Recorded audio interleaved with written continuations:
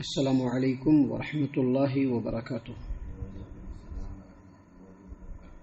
اعوذ باللہ من الشیطان الرجیم، بسم اللہ الرحمن الرحیم۔ وَيَوْمَ نَبْعَثُ مِنْ كُلِّ أُمَّةٍ شَهِيدًا ثُمَّ لَا يُؤْذَنُ لِلَّذِينَ كَفَرُوا وَلَا هُمْ يُسْتَعْتَبُونَ وَإِذَا رَأَى الَّذِينَ ظَلَمُوا الْعَذَابَ فَلَا يُخَفَّفُ عَنْهُمْ وَلَا هُمْ يُنظَرُونَ۔ اور اس دن کو یاد کیجئے جس دن ہم ہر امت میں سے ایک گواہ کھڑا کریں گے، تو پھر کافروں کو نہ تو عذر پیش کرنے کی اجازت ہوگی اور نہ ہی ان کو توبہ کا موقع دیا جائے گا۔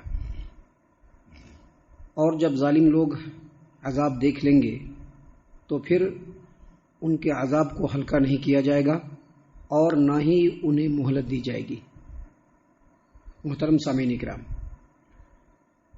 سورۃ النحل سورہ نمبر 17 اور اسی صورت سے بھی آپ کے سامنے آیت نمبر 84 85 یعنی 84 اور 85 یہ دو آیات تلاوت کی گئی، اور دونوں آیتوں کا ترجمہ بھی بفضل اللہ، باذن اللہ، بتوفیق اللہ آپ تمام کی خدمت میں پیش کیا گیا۔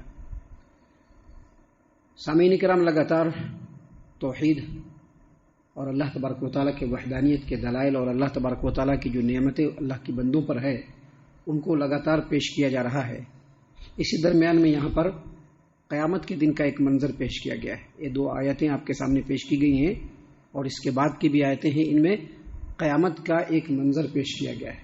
آج کی دو آیت کریمہ میں اللہ تبارک و تعالیٰ نے فرمایا کہ جب اللہ تبارک و تعالیٰ کی عدالت قائم ہوگی، جب اللہ تبارک و تعالیٰ کی عدالت قائم ہوگی، اللہ نے کیا فرمایا؟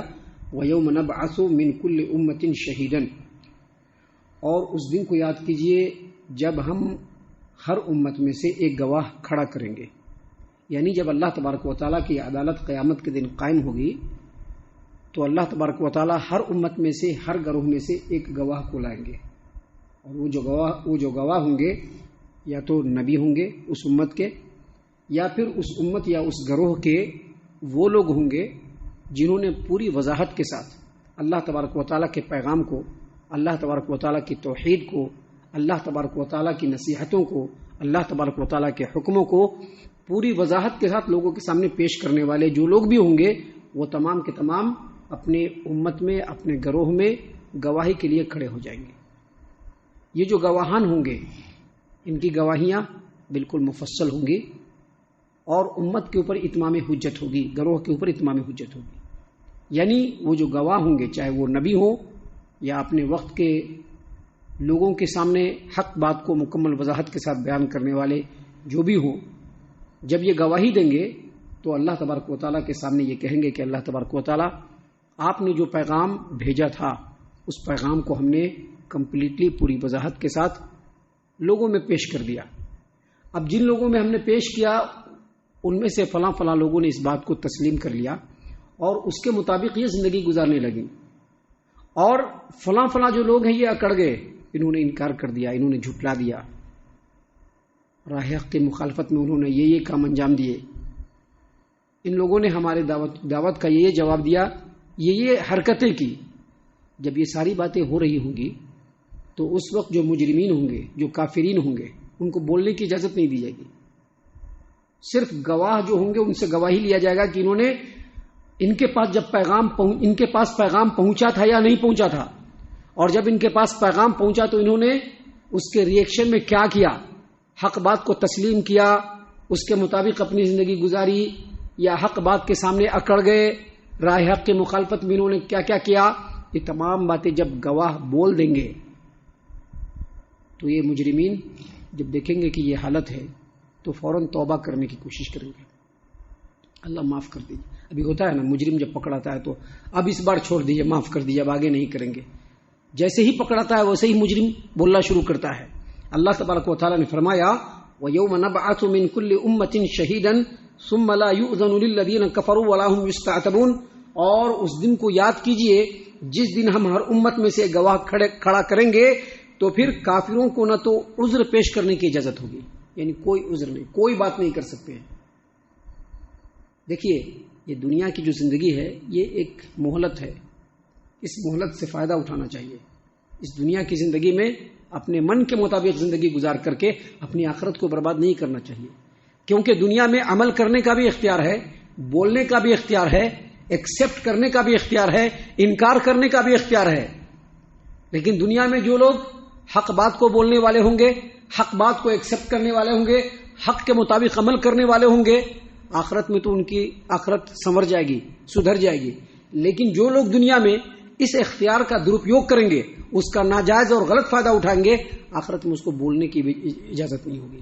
آپ نے سنا ہوگا علماء کرام کی زبانی قرآن کریم کی آیات کی روشنی میں اور نبی صلی اللہ علیہ وسلم کی فرامین کی روشنی میں کہ جب مجرمین کے اوپر قیامت کے دن جرم ثابت ہوگا تو ان کے منہ کے اوپر ٹیپ لگا دیا جائے گا، وہ کچھ نہیں بول پائیں گے، منہ کو بند کر دیا جائے گا، منہ پر مہر لگا دیا جائے گا کہ آپ کچھ نہیں بول سکتے.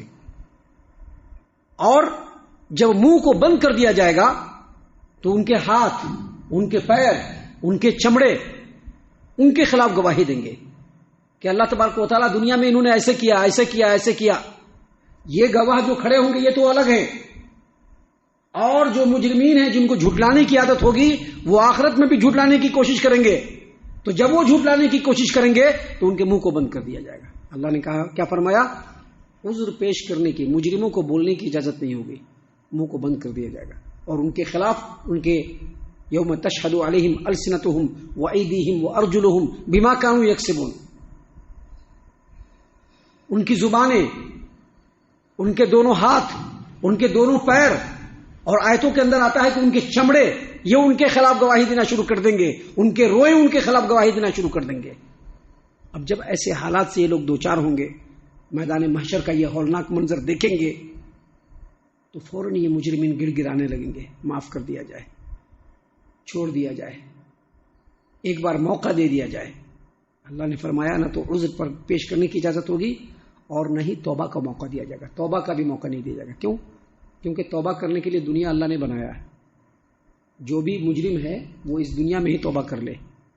جب موت کی آخری ہچکی آ جائے گی اور جب جان لبوں پر آ جائیں گے، اب اس کے بعد توبہ کرنے کا کوئی موقع نہیں ہے. یاد رکھیے، جس آدمی کی زندگی میں اس کے موت کی آخری ہچکی آ گئی، اور موت کب آئے گی کسی کو پتہ نہیں. کوئی یہ نہ سوچے کہ 80 برس زندگی گزار کے ہی مریں گے، 90 برس زندگی گزار کے ہی مریں گے، 70 برس زندگی گزار کے ہی مریں گے. کوئی نہیں کہہ سکتا، کبھی بھی موت آ سکتی ہے. اور جب موت کی آخری ہچکی آ گئی اور موت بالکل حلق پہ آ گیا تو اس کے بعد کوئی توبہ کرنا چاہے گا تب بھی توبہ نہیں ملے گی. یہ آخرت میں توبہ ملنا تو بہت مشکل بات ہے. اللہ تبارک و تعالیٰ نے اگلی آیت کریمہ میں بیان فرمایا، وَإِذَا رَأَى الَّذِينَ ظَلَمُوا الْعَذَابَ فَلَا يُخَفَّفُ عَنْهُمْ وَلَا هُمْ يُنظَرُونَ. اور جب ظالم لوگ عذاب دیکھ لیں گے، جب عذاب ان کے پاس آ جائے گا تو عذاب نہ تو ہلکا کیا جائے گا اور نہ ہی ان کو مہلت دی جائے گی. عذاب ہلکا کیا جائے گا کیا مطلب؟ عذاب مہلت نہیں دیا جائے گی کیا مطلب؟ مہلت نہیں جائے گا اور ہلکا کیا جائے گا. ہلکا بھی نہیں کیا جائے گا کیا مطلب؟ مطلب یہ کہ جب جرم ثابت ہو جائے گا، جب ان کا کچا چٹھا کھول دیا جائے گا، ان کے نامہ اعمال سے ان کے جرم کو ثابت کر دیا جائے گا، تو ایک لمحے کے لیے بھی دیری ملے گی، فوراً کسٹڈی میں لیا جائے گا اور کنٹینیوس عذاب شروع ہو جائے گا. فوراً، کوئی تاخیر نہیں ہوگی، فوراً ان کو کسٹڈی میں لیا جائے گا اور مسلسل عذاب ہوگا، کوئی توقف نہیں ہوگا، بیچ میں کوئی ریلیکس کے لیے تھوڑا سا دے دیجئے کہ تھوڑا آرام کر لے، بالکل نہیں. کنٹینیو عذاب ہوتا رہے گا بلا تاخیر، تسلسل کے ساتھ، اور مہلت نہیں دی جائے گی. کیا مطلب؟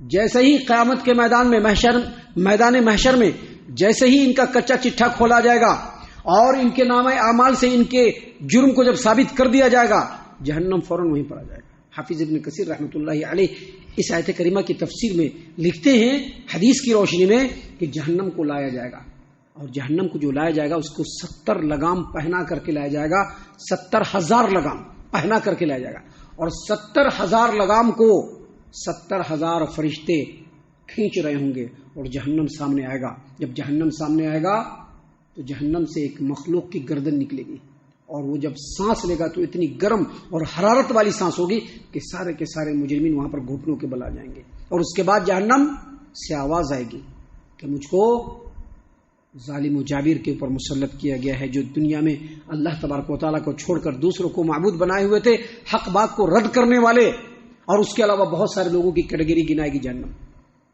یہ لوگ ان تمام پر مسلط کیا جائے گا، کیا گیا ہے مجھ کو. اور اس کے بعد جیسے چڑیا پرندہ سامنے پڑا ہوا دانہ چگ لیتا ہے نا، ویسے ہی جہنم تمام مجرمین کو اچک کر کے اپنے اندر لے لے گی۔ محترم سامعین کرام، اللہ تبارک و تعالیٰ نے قرآن کریم سورۃ الکہف آیت نمبر 53 میں کہا ہے کہ وَرَأَى الْمُجْرِمُونَ النَّارَ فَظَنُّوا أَنَّهُمْ مُوَاقِعُوهَا وَلَمْ يَجِدُوا عَنْهَا مَصْرِفًا۔ جب یہ مجرمین جہنم کو دیکھ لیں گے تو سمجھ جائیں گے کہ اس میں تو اب جانا ہی ہے اور اب اس سے بچنے کی کوئی جگہ نہیں ہے۔ لہذا یہ سب باتیں اللہ تبارک و تعالیٰ نے اس لیے بیان فرمائی ہے تاکہ دنیا میں اپنی زندگی رہتے ہی اپنے آپ کو ہم سنوار لیں، دنیا میں اپنی زندگی رہتے ہی ہم اپنے آپ کو سنوار لیں، کیونکہ جب موت گلے کے اندر آ جائے گی اور موت کی آخری ہچکی جب آ جائے گی، اس کے بعد توبہ کے لیے کوئی موقع نہیں ہوگا۔ ہم اللہ سے دعا کرتے ہیں کہ اللہ تعالی ہم تمام کو ان تمام باتوں کے اوپر خوب غور و فکر اور تدبر کرنے کے ساتھ ساتھ ان باتوں کے اوپر عمل کرنے کی بھی توفیق عطا فرمائے، آمین۔ اللہ تعالی ہم تمام کو صحیح معنوں میں پکا سچا مومن مسلمان بنائے، اللہ اور اس کے رسول صلی اللہ علیہ وسلم کی اطاعت و فرما برداری کرنے والا بنائے، صحابہ کرام رضی اللہ عنہم کے طریقے پر چلنے والا بنائے، جنت الفردوس میں جگہ عطا فرمائے۔ اے اللہ ہم تمام کو جہنم سے پناہ دے، اے رب العالمین ہم تمام کو جہنم سے پناہ دے، اے مالک الملک ہم تمام کو جہنم سے پناہ دے، آمین یا رب العالمین۔ وما علینا الا البلاغ المبین۔